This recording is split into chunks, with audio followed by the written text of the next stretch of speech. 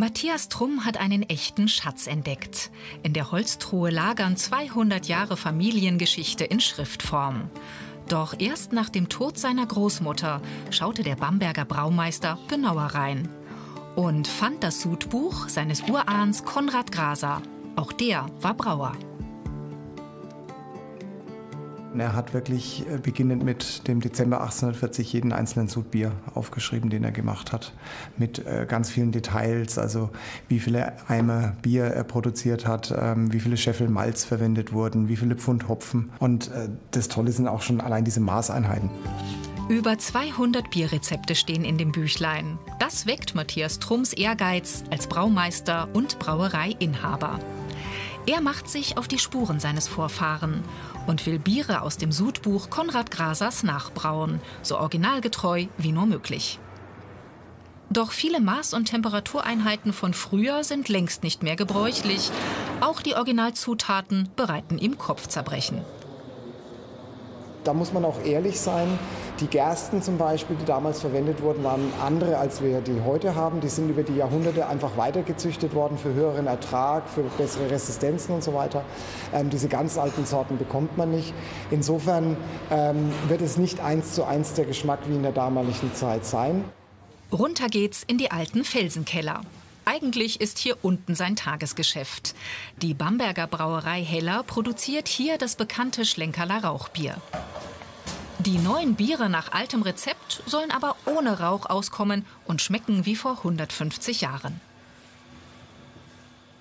Also schauen wir mal, wie unser Felsenkellerbier geworden ist. Mit seinem Braumeister Michael Hahnreich probiert Matthias Trumm die ersten Sude. Nach 4 Wochen im Tank jetzt der erste Schluck des Felsenkellerbieres nach dem Rezept aus dem Familienerbe.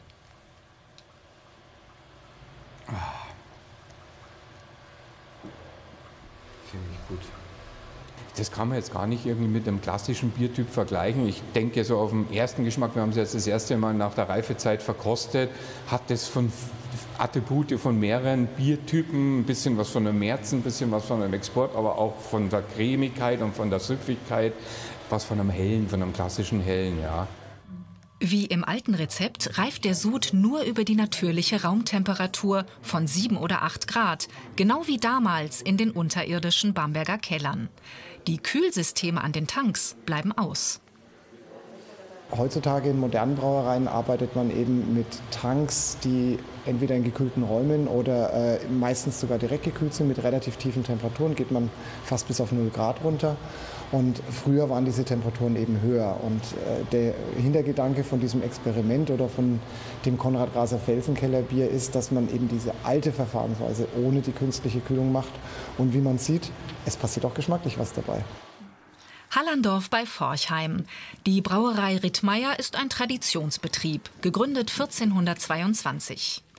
Geschäftsführer Georg Rittmeier will sich aber nicht auf der guten alten Bierhistorie ausruhen. Er weiß, der Markt wandelt sich gewaltig. Gerade Jüngere legen Wert auf Gesundheit, trinken immer weniger Alkohol. Alkoholfreies Bier, wir machen das bereits seit 3 Jahren. Und liegen mittlerweile schon bei 20% unseres Ausstoßes bei alkoholfreiem Bier oder alkoholfreien Mischgetränke. Das ist nämlich das Nächste, was kommen wird, alkoholfreie Mischgetränke. Und man muss natürlich als Brauerei dann auch sehr, sehr innovativ sein. Darum läuft hier seit knapp 2 Jahren eine neue Abfüllanlage für Dosenbier.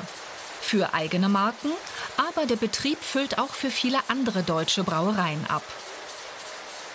Mit der Dose wollen die Hallandorfer ihre Biere nicht in Franken, sondern überregional und im Ausland vermarkten. Ein neues Standbein. Dose hat viele Vorteile. Wenn Sie Dose transportieren, können Sie jetzt auf dem LKW zum Beispiel die doppelte Menge fahren. Dann haben wir ja den großen Camperboom. Viele Camper wollen ihr Bier mitnehmen in den Urlaub und Glasflaschen sind halt einfach mal schwerer als Dose und somit ist die Dose wieder groß im Gespräch. Außerdem funktioniere das Pfandsystem und damit das Recycling besser bei der Dose. Viele Mehrwegflaschen und Bierkästen kämen nur beschädigt oder gar nicht mehr zur Brauerei zurück.